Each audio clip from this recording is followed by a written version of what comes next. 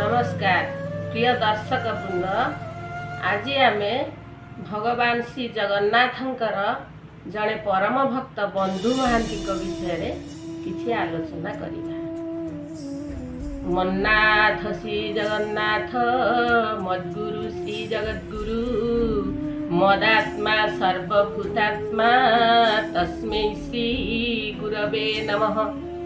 बंधु महांती थिले भगवान जगन्नाथंकर जड़े अनन्य भक्त। तांको घर जाजपुर जिले से अत्यंत दरिद्र थिले एवं भिक्षा मागी जीवन भरण पोषण करते। तांको परिवार बहुत दुखरे थिले, किंतु से जगन्नाथंक उपरे बहुत भरोसा थिला तांकर। से जगन्नाथंक छड़ा आ किछि जान नथिले। जगन्नाथंक तांकर बंधु सखा एवं इष्ट भाव भावी नहीं। स्त्री जेतेबेले दुख करी तांक पाखरे आपत्ति करती जे आज पिला खाइबा किछि नाही, कौन करवा केमिति पिला चलिबे, बंधु महांती तांको धैर्य देकी कहती रुह आमर जड़े परम बंधु अच्छा श्रीक्षेत्र में, सी बहुत धनी, सी थिले आमर कौन बा अपूरण रहिबो। एइभଳି स्त्री की धैर्य दियंती। स्त्री बा केते दिन तांको कथारे रही पारिबे। पिलांको दुख से देखि पारंती नहीं। पिला माने भोकरे जेतेबेले विकल होती माँ मन ममतारे भरी जाए, तेणु से स्वामी को पुणी कहती। एइभଳି बहुत थर कहला परे दिने स्त्री जिद्दी धरी बसले जे ना आमे निश्चय तमर से श्रीक्षेत्रर बंधुक पाखक जीवा। मु भाबुछि से निश्चय आमर दुख हरण कर। तेणु स्त्रींकर जिद्दी पाखरे बंधु महांती आउ रही पारिले नाही। तेणु से मने मने ठीक कले निश्चय मु श्रीक्षेत्र को जीवी बंधु पिला परिवार नहीं गले। चली चली जाई श्रीक्षेत्र में पहुँचे। श्रीक्षेत्र में पहुँचला बेलू संध्या उपनीत। स्त्री कहले चल एबे जीवा आपणकर से बंधु पाखक। किंतु बंधु मान कहले ना ना राति हेलाणी, राति कौन तांको घर को आम जीवा।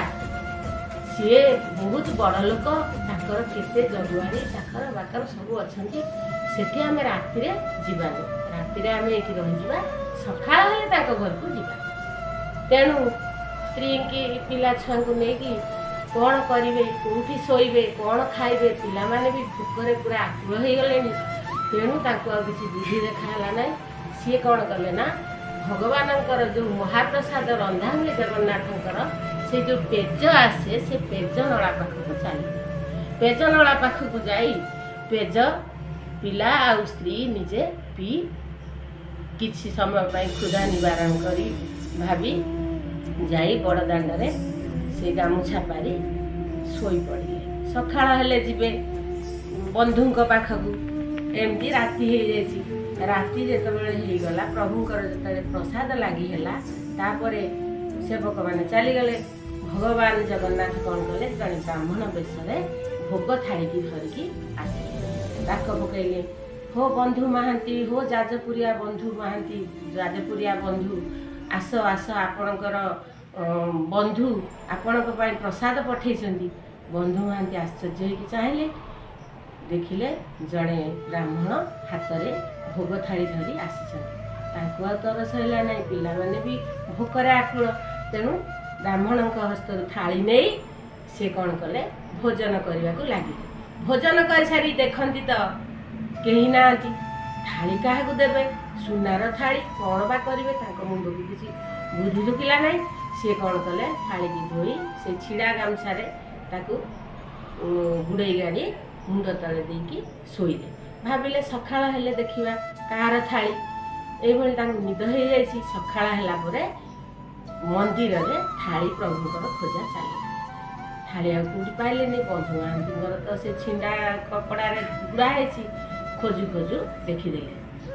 तेणु भक्त भगवानंकर सेवक माने तांको धरी नहीं गले राजा।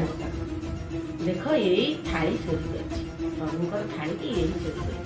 तेणु बंधु महांती की धरी नहीं सजा देवाई जेल ରଜାଘର ଜେଲରେ ନେଇକି ରଖିଦେଲେ। ବନ୍ଧୁ ମହାନ୍ତି ଜେଲରେ ରହିଲେ। ଏଣେ ଭଗବାନ ଆଉ ଭୋଗ ନ ଖାଆନ୍ତି। ଜଗନ୍ନାଥ କ'ଣ ହେଲା? ଜଗନ୍ନାଥ କାହିଁକି ଭୋଗ ଖାଉନାହାନ୍ତି?